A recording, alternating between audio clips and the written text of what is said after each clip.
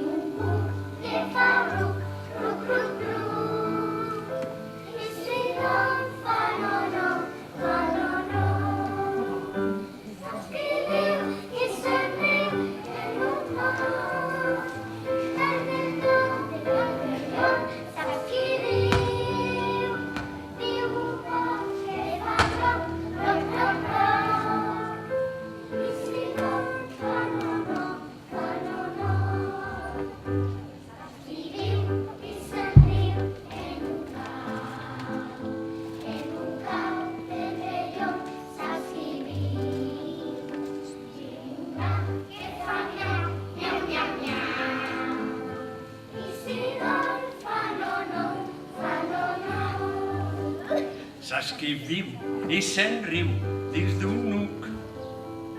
Dins d'un nuc del vell hom, saps qui viu?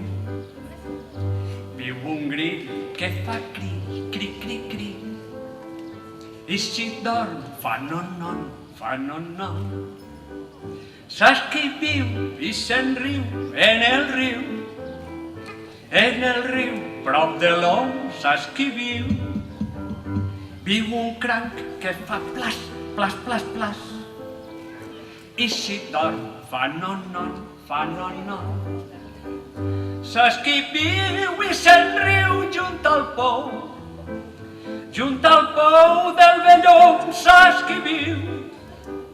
Viu un ca que fa uau, uau, uau, uau. I si dorm fa non, fa non.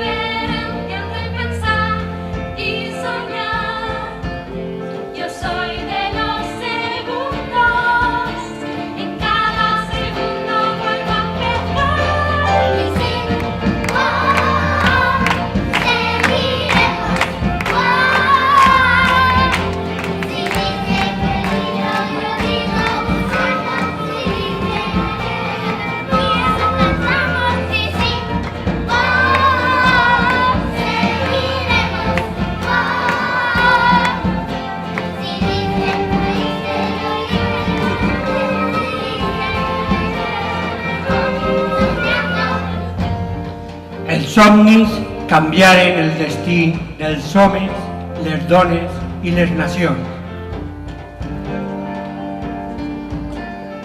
Avui sabem que allò important és somniar, alliberar el nostre inconscient, el filtre de censura del nostre pensament.